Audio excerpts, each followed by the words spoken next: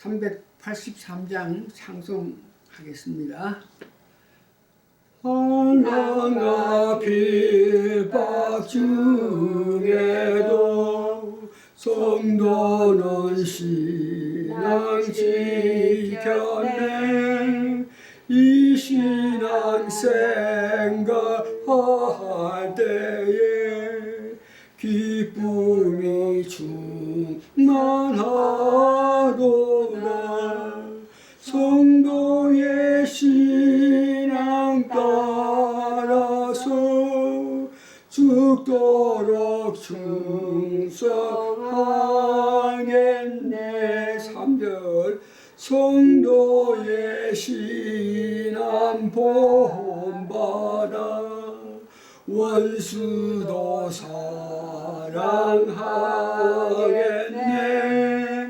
인자한 언어 행실로 이 신앙 전파하리라.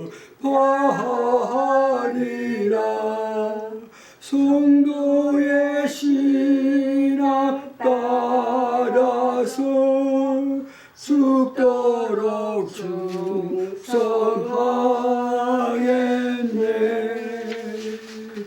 아멘. 오늘은 구약 욥기로 통한 교훈 이런 제목으로 욥기에 대해서 말씀드리겠습니다. 하나님께서 생각하는 욥과 사탄이 보는 욥에 대해서 또한 친구들의 그 속마음을 이해하는데 도움이 되기를 원합니다. 첫째 우리가 알아야 될 것은 도대체 욥은 누구인가? 욥은 동방에 사는 자로 시기적으로 볼 때 아브라함이 살았을 때 같이 산 사람으로 하나님께서 기뻐하시면서 동방에서 가장 큰 자가 되는 사람입니다. 그런 큰 부자라 합니다. 그의 재산은 욥기 1절, 2절에서 3절 보면 어마어마한 재산이 소유가 있는 것을 보고 있는데 그 소생은 남자가 7이요 여자가 3이며 그 소유물은 양이 7,000이요 약대가 3,000이요 소가 500거리요 암나귀가 500이며 종도 많이 있으니 이 사람은 동방 사람 중에 가장 큰 자라고 이렇게 성경에서 말씀하십니다. 지금 소유를 현대 가격으로 계산하면 수억 대가 되는데 하여튼 이렇게 동방에서 큰 자요 부자라 하는 것을 여러분 아시기 바랍니다. 그는 이렇게 물질, 돈이 많은데도 불구하고 사람들에게 존경받는 사람입니다. 자녀들에게도 아주 좋은 아버지였습니다. 욥기 1장 4절에서 5절 보면은 그 아들들을 향한 아버지의 그 마음이 있는데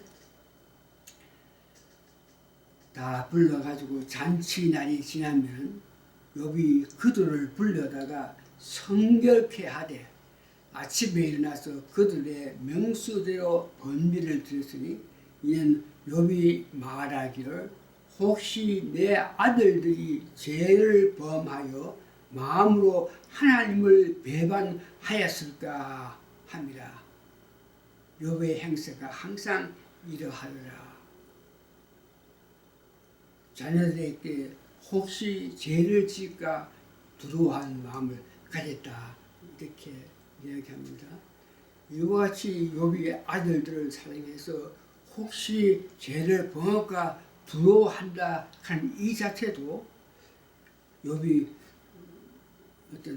어떤 모이든지 믿음의 약점이라고 볼 수 있는 게 차라리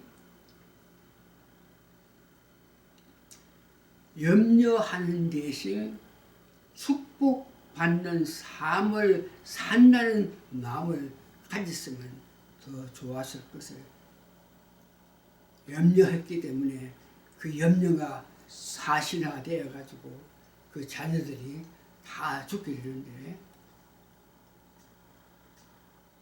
네 번째는 자기가 갖고 있는 모든 것이 하나님의 은혜로 임한 것이라 하는 것을 고백하고, 다섯 번째, 욥은 아무리 어려운 현실에도 하나님을 원망하지 아니한 사람입니다. 자기가 갖고 있는 소유물이 다 없어질 때도 주신 분이 하나님이시니 그도 가심도 하나님 뜻이라 하면서 그 일에 시험이 들지 않았던 사람입니다. 육신이 망신창이 되고 아내가 저주하면서 떠날 때도 입술로 범죄치 아니하고 하나님께 복을 받은 즉 재앙도 받지 아니하겠나 하면서 하나님을 원망하지 아니했습니다.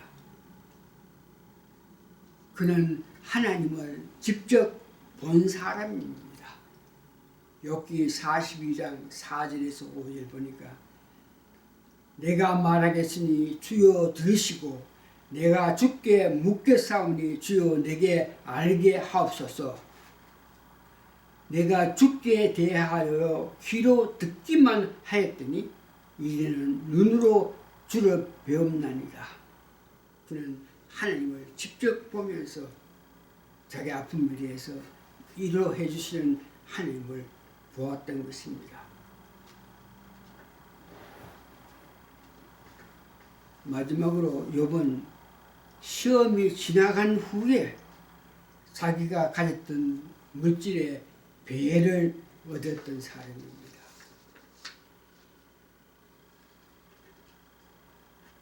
사단의 시험에서 어려움 당하면서도 하나님을 원망하지 않고 그 하나님의 자존심을 세웠던 사람입니다. 그게 두 번째, 하나님께서 보시는 욥, 하늘에 계신 하나님께서 이 땅에 있는 욥을 어떻게 보나. 욥기 1장 8절에 보니 여호와께서 사단에게 이르시되 네가 내 종 욥을 위하여 보았느냐. 그와 같이 순전하고 정직하여 하나님을 경외하며 악에서 떠난 자가 세상에 없느니라. 하나님께서 욥을 볼 때 그는 순전하고 정직하여서 하나님 경외하면서 악에서 떠난 자라고 이렇게, 그런 사람이 세상에 없다, 이렇게 보고 있습니다. 하나님께서는 여기 시험을 당할 때에 그를 그냥 두지 않고 직접 찾아가서 만났던 사람입니다.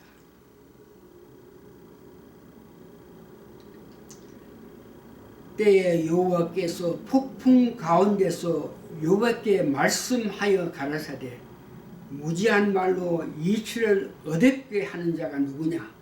너는 대장부처럼 허리를 묶고 내가 내게 묻는 것을 대답할지니라. 내가 땅에 기초를 놓을 때 네가 어디 있었으며 네가 깨달아 알았거든 말할지라. 이렇게 사리를 분명하지 못하면서 무지한 말을 했을 때 하나님이 직접 찾아가서 욥을 말을 했는 것입니다.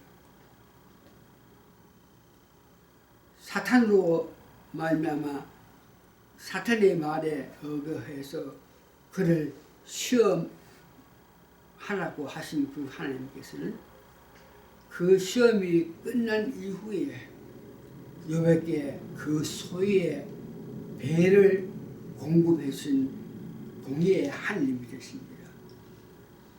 그 하나님은 하늘에서 하나님의 천상의 해를 주관하시는 분입니다. 이 말은 이 땅에 일어나는 모든 일은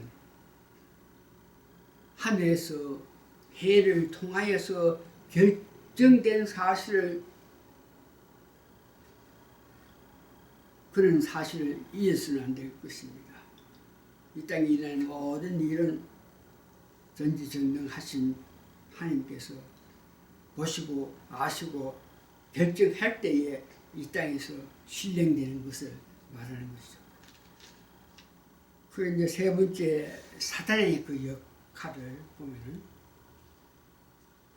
땅에 두루 다니면서 세상 일을 다 보고 알고 있지만 행동의 취함에 있어서는 하나님의 허락을 받아야 됩니다.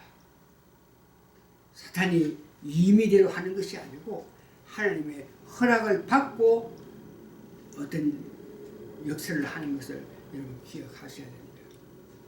사단하고의 욥하고의 관계에 있어서 하나님을 경외하는 이유가 하나님께서 은혜를 베풀어 주셨기 때문에 그가 하나님을 경외한다고 생각합니다.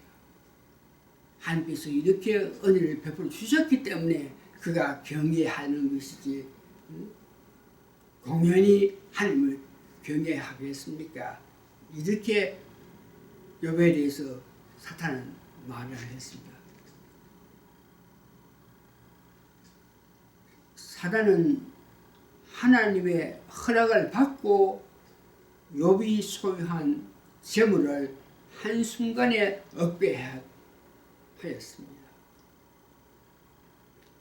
소유물을 다 얻게 하였으나 하나님을 원망하지 아니하니 그의 육신을 하나님께 허락을 받아서 발바닥에서 정수리까지 악창이 나게 되었다. 이 아픔은 짧은 시간이 아니고 긴 세월 동안 발바닥과 정수리에 악창이 나서 그는 그 괴로움에 간지러워서 벽돌을 가지고 팍팍 긁으면서 있으면서 하나님을 원망하지 않았던 사람입니다.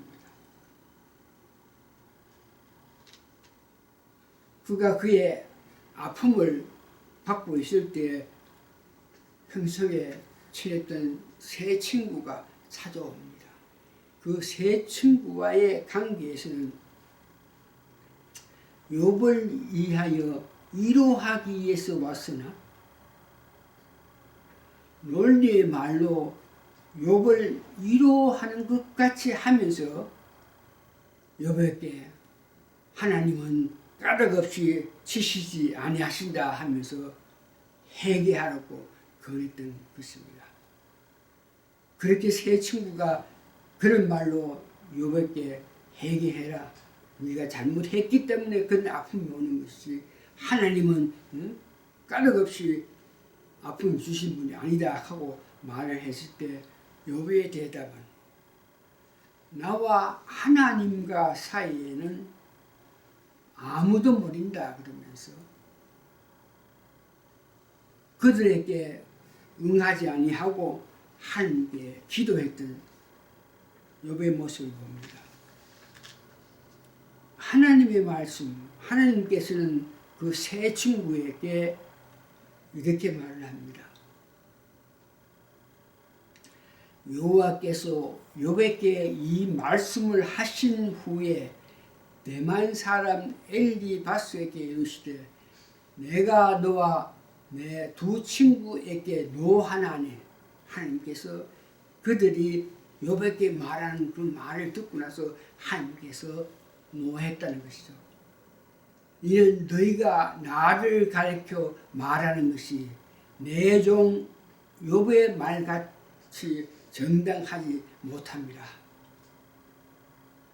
우리가 듣기에는 논리적이고 수사학적인 말일지라도 그들의 말을 받아들일 수 없는 것은 하나님께서 기뻐하시지 아니함이라는 것입니다. 그런 거로 그들의 말을 인용하여서 말씀을 전하면 아니 된다는 것입니다. 말씀을 정리하겠습니다. 욥이 가진 그 믿음을 가져야 되는데 주신 이도 하나님이시고 거듭가신 분도 하나님이심을 복을 받았으니 재앙도 받지 하겠느냐 하면서 낙심은 하면서도 원망하지 아니하는 믿음을 가진 자입니다. 시험을 이기는 자에게 주시는 하나님의 그 은총을 기억하며 그 하나님의 자존심을 높이는 삶을 살아야 할 것입니다.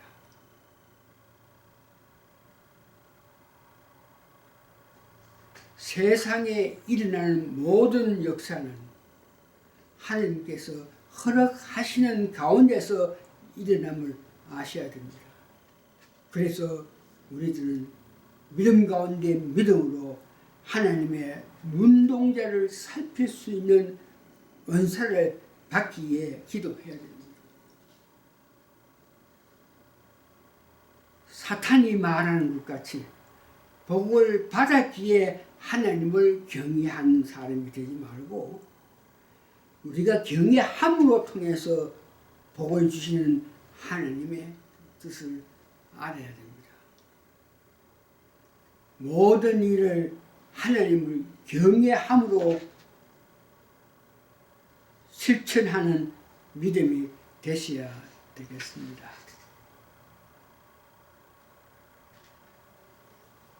말씀을 정리했습니다.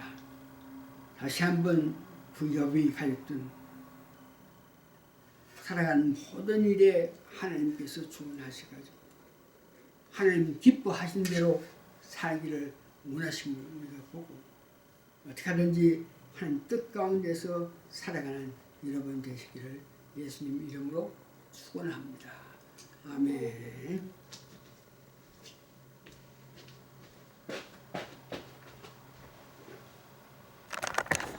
오케이.